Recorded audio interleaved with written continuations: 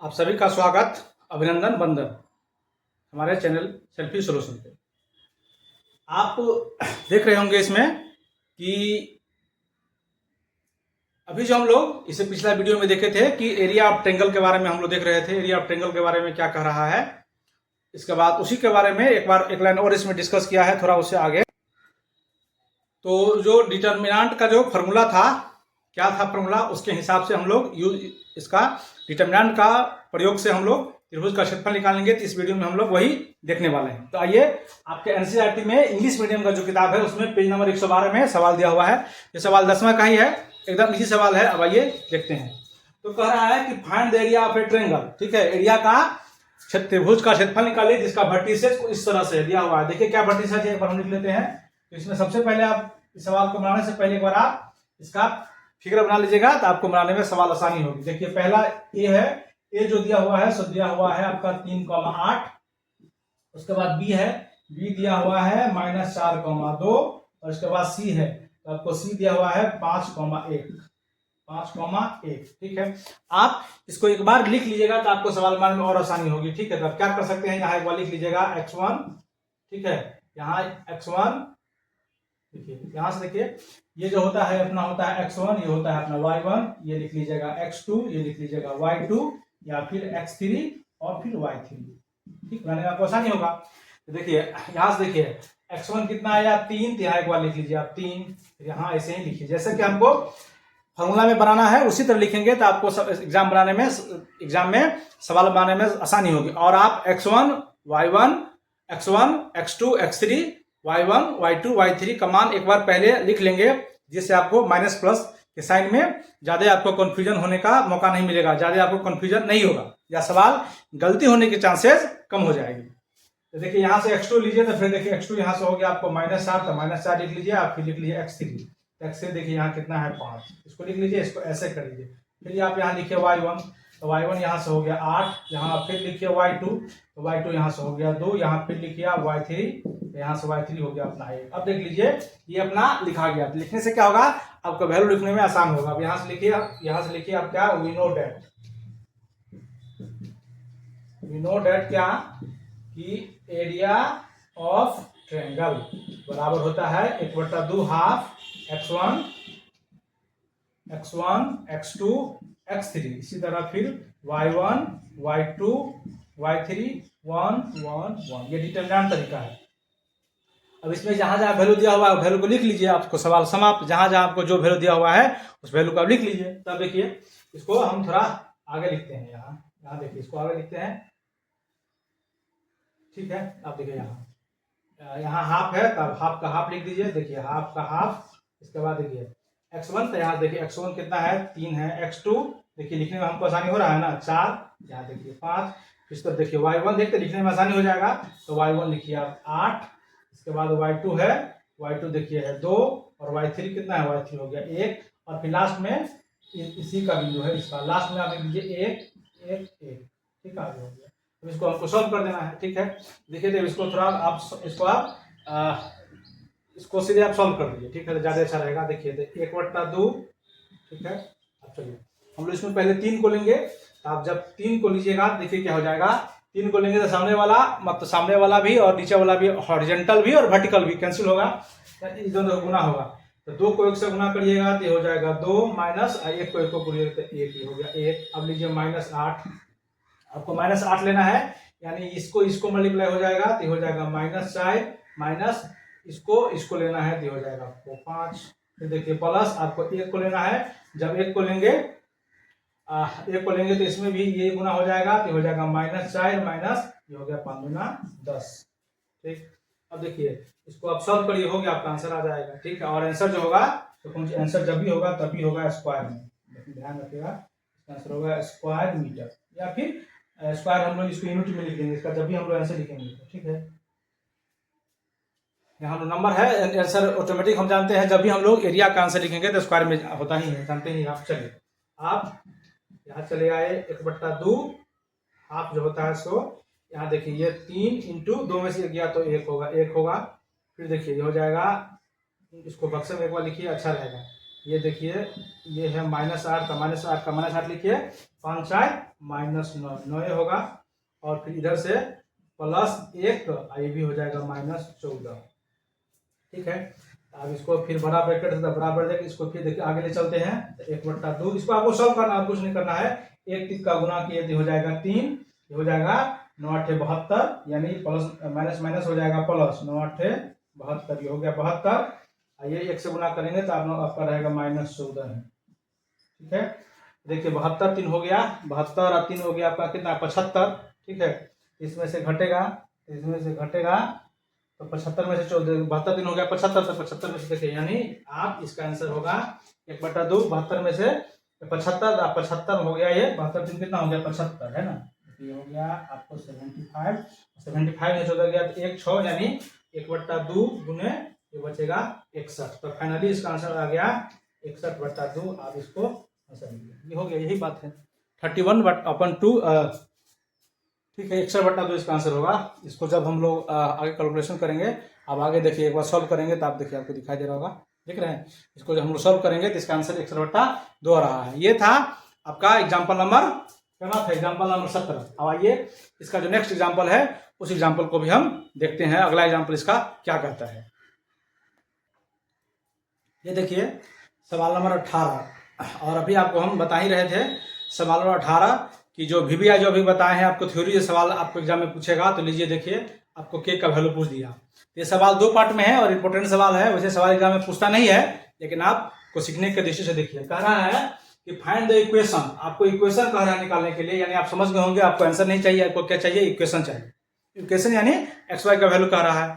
तो पहले तो वही बात है कि मैथ में किसी भी सवाल को बनाने के लिए सबसे अच्छा तरीका है, पहले सवाल को आप समझिए तो सवाल आपसे क्या कह रहा है। तो पहला बात, यहाँ जो सवाल हमको कहा है कि इक्वेशन निकालने के लिए, यानी हम समझ गए वैल्यू जो है XY में कुछ ऐसा करके आएगा, इक्वेशन चाहिए। कह रहा है लाइन ज्वाइनिंग, यानी 2 लाइन ज्वाइन करना है, कौन कौन, ए और बी ज्वाइन करना है, लाइन फुल स्टॉप हो गया। तो यहाँ देखिए ए और बी हम लोग ज्वाइन कर दिए, यहाँ ए कर दिए, यहाँ हम लोग बी कर दिए।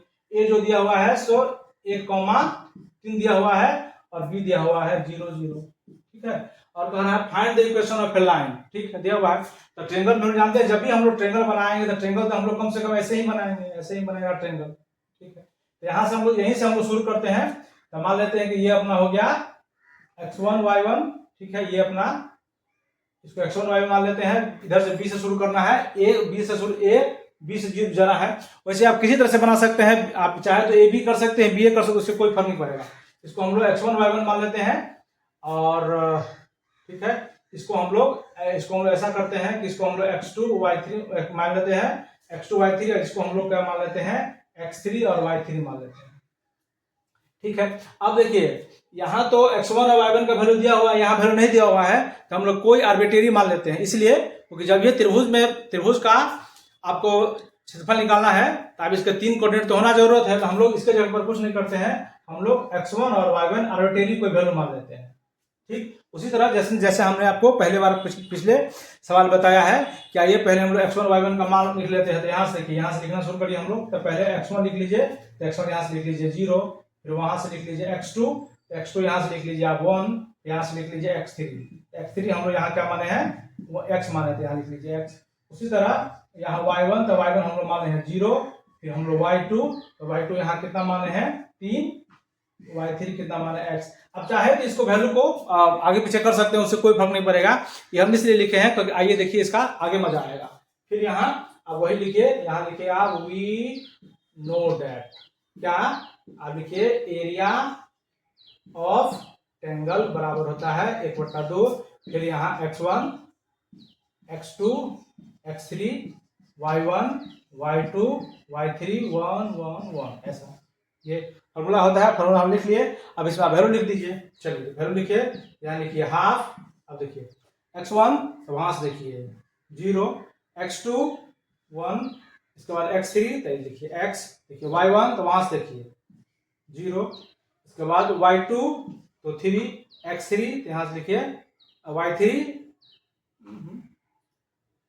y3 यहाँ ना y3 होगा y, है ना, y3 तो लिखिए y, और लास्ट में इसमें 1 1 लिखना है तो 1 1 1। अब इसको सॉल्व कर लीजिए, हो गया। ठीक है, और ये जो है कह रहा है इतना लाइन ज्वाइनिंग द यूजिंग, ठीक है। इसके बाद इसके बराबर नहीं कुछ, तो इसके बराबर देखिए 0, क्योंकि दो ही लाइन की चर्चा करिए रहा है, इसमें हम लोग इसके बराबर आपको क्या लिखना होगा 0, जब दो ही लाइन की चर्चा कर रहा है, ठीक है। तो देखिए आप देखिए यहाँ से इसको हमको सॉल्व करना है, तो जब देखिए इसको लेंगे सॉल्व करेंगे तो 0 से पहले गुना होगा तो सारा हो जाएगा 0, तो इसको लिखने की जरूरत नहीं है। इसको हम लोग लिखेंगे तो ये भी 0 हो जाएगा, तो इसको लिखने की जरूरत नहीं, सिर्फ आपने इसको लिखने की जरूरत है। इसलिए आपको हम बोल रहे थे कि इसको ऐसे करिए। ये देखिए 1/2 हाफ हो गया, और सिर्फ हमको एक को लिखना है, बाद में किसी को नहीं लिखना है, क्योंकि ये जब 0 से मल्टीप्लाई करेंगे पूरे में तो पूरे 0 दे देगा, और इसको भी हम लोग जब 0 से मल्टीप्लाई करेंगे तो पूरे 0 दे देगा। लिखने की जरूरत नहीं, तो सिर्फ हम लोग एक को लिखेंगे, ठीक है। सिर्फ हम लोग इसमें एक को लिखेंगे तो ये गुना हो जाएगा 1 से y से, हो जाएगा y, देखिए 1 गुने y या 3 गुने x, तो हो जाएगा -3x बराबर 0। आगे हम इसको बढ़ाएंगे, कुछ इस तरह का आपको बनेगा, देख रहे हैं, कुछ इस तरह। और फिर देखिए 1/2 को देखिए ये ऊपर होता है, यानी आप इसको देखिए और लिखेंगे तो यहाँ लिखिए क्या y - 3/x/2 बराबर 0। तो ये देखिए इससे ये हो जाएगा गुना, तो गुना हो जाएगा, तो आप इसको ऐसे भी लिख सकते हैं, कैसे y - 3x बराबर 0, देयर इंप्लाइज y बराबर 3x। देखिए यही लगता है, यही इक्वेशन का आपकी किताब, यही इक्वेशन रिक्वायर्ड इक्वेशन आपको यही है, यही आपको इक्वेशन निकालने के लिए किताब कह रहा था कि आप हमको इक्वेशन निकाल के दिखा दी, तो y बराबर 3x, ये आपका होगा इक्वेशन। ये सवाल हुआ आधा समाप्त। तो यहाँ चाहे लिख सकते हैं, यहाँ लिख लीजिए the gives which is the equation of क्या लाइन AB, लिख सकते हैं आप, जो दिया हुआ है लाइन AB का क्या है इक्वेशन है, आपको लिख सकते हैं। इसमें एक और सवाल है, इसका अगला पार्ट, आइए इसका हम लोग अगला पार्ट देखते हैं।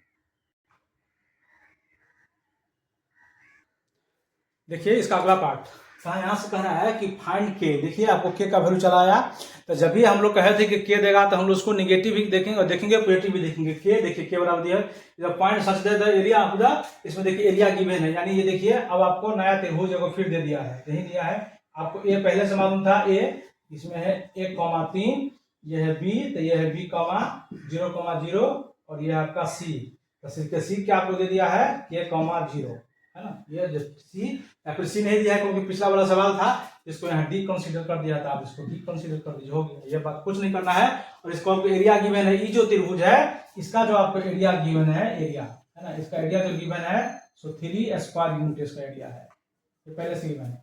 तो आप जानते हैं ये जो होगा अपना, एक बार हम लोग यहाँ लिख लेते हैं, क्या यहाँ लिख लीजिए, हम लोग x1 लिख लीजिए यहाँ पे, इसको हम मानेंगे x1, ये हो गया x1 y1, ये हो जाएगा x2 y2। अब किसी को मान सकते हैं, ये जरूरत नहीं है किसी को, अब किसी को मान सकते हैं, इसमें जरूरत नहीं है। देखिए x1 यहाँ से लिखेंगे तो x1 अपना हो गया 1, x2 तो x2 यहाँ हो गया 0, x3 यहाँ हो गया k, ठीक है, x3 यहाँ क्या हुआ गया k। फिर उसी तरह हम लिखेंगे y1, तो यहाँ लिखिए y1, तो y1 हो गया यहाँ 3, यहाँ लिखिए y2, तो y2 यहाँ हो गया 0, और y3, तो y3 यहाँ हो गया 0। अब सीधे हम लोग वैल्यू लिखेंगे, यहाँ देखिए फॉर्मूला दिया हुआ है त्रिभुज का, हम लोग अभी देखे हैं, इसमें एरिया गिवन हुआ, तो जहाँ एरिया गिवन है यहाँ हम लोग लिख देंगे 3, ठीक है, या फिर आगे में लिखेंगे तो आपको थोड़ा और आसानी होगा, ठीक है। तो चलिए हम इसको आगे में ही लिखते हैं, आपको थोड़ा इसको लिखने में आसानी रहेगा, देखने में आपको अच्छा लगेगा, ठीक है। चलिए यहाँ नहीं लिखे हम लोग, ये देखिए फॉर्मूला है, तो पहले बार फॉर्मूला में आपको एक बार फॉर्मूला में पहले जहाँ वैल्यू है वहां पर देखिए, एक बार यहाँ पर लिख के दिखाते हैं। देखिए 1/2 x1 के जगह पर यहाँ लिखिए 1, x2 की जगह पर लिखिए 0, x3 की जगह पर लिखिए k, y1 की जगह पर लिखिए 3। देखिए लिखने में हमको आसानी हो रहा है ना, y2 की जगह 0 और y3 की जगह भी लिख देना है 0, इधर 1 1 1। जो एरिया दिया हुआ है एरिया दिया हुआ है 3। अब इसको आपको सॉल्व कर देना है। तो जब हम इसको सॉल्व करेंगे तो अब इसको किसी के अकॉर्डिंग सॉल्व करते हैं, लेकिन इसमें हम लोग 2 0 देख रहे हैं, तो हम लोग इसके अकॉर्डिंग सॉल्व करेंगे तो थोड़ा आपको इसको सॉल्व करने में थोड़ा आसानी होगी। देखिए इसको हम लोग सॉल्व करते हैं, हम लोग डिटरमिनेंट का नियम जानते हैं, ये जो होता है सो नेगेटिव होता है, हम लोग सीधे इसके अकॉर्डिंग लेके आपको चले जाएंगे। तो यहाँ देखिए सीधे इसके बाद अब यहाँ से देखिएगा, इसके बाद इधर देखिएगा, आप देखिए 1/2 तो 1/2 रहने दीजिए जैसे का वैसे, यहाँ सीधे यहाँ नेगेटिव होगा साइन, यहाँ देखिए नेगेटिव साइन के साथ हम लोग चले जाए। तो जब हम इसको लेंगे तो ये वाला कैंसिल हो जाएगा, ये वाला कैंसिल हो जाएगा। देखिए तो बच गया कौन, 1 0। जब हम लोग 1 को 0 से गुना करेंगे तो 0 हो जाएगा। जब हम लोग 1 को 0 से गुना किए तो कितना हो गया 0, और तो ये हो गया, ये लिख लीजिए आप 0 माइनस 3 को k से करेंगे तो हो जाएगा 3k, ठीक है। और बराबर आपको 3 दिया हुआ, बस इसको आपको सॉल्व करना है। यहाँ देखिए 1 बटा 2, और ये सॉल्व करिएगा तो हो जाएगा -1, और ये हो जाएगा -3k बराबर 0। यानी आप देख रहे हैं ये हो जाएगा 1 बटा 2, ये होगा माइनस माइनस प्लस, ये हो जाएगा कितना 3k बराबर 0 नहीं है 3 है, तो बराबर हो जाएगा आपको 3, देख रहे हैं, ठीक है। 3 के बराबर हो जाएगा 3, तो ये हो गया, यहाँ से देखिए बराबर हो गया 3, तो यानी आप इसको ऐसे लिख सकते हैं 3k बटा 2 बराबर 3, या इससे ये हो जाएगा कैंसिल, या आप लिख सकते हैं k बराबर। अभी आपको हम बोले हैं कि जब भी हमको k बराबर कंसीडर करना हो, इसको हमेशा आप जब भी k बराबर कंसीडर करिएगा यहाँ से आप प्लस माइनस 2 कंसीडर करिएगा। यानी k का वैल्यू नेगेटिव भी हो सकता है, k का वैल्यू पॉजिटिव भी हो सकता है, इस बात को आप हमेशा ध्यान रखिएगा, ठीक है। जब भी हम इसको कंसीडर करेंगे तब प्लस माइनस में करेंगे, तो फाइनली जो हो गया यहाँ अपना ये जो k था, है ना, ये वाला k बिंदु, तो k का आंसर हो गया प्लस माइनस। इसको आप हमेशा ध्यान रखेंगे, क्योंकि ये यहाँ प्लस भी हो सकता है, यहाँ प्लस माइनस 2, प्लस माइनस 2। तो ये था आपका सवाल नंबर एग्जाम्पल नंबर 18 जो एनसीईआरटी का उदाहरण है।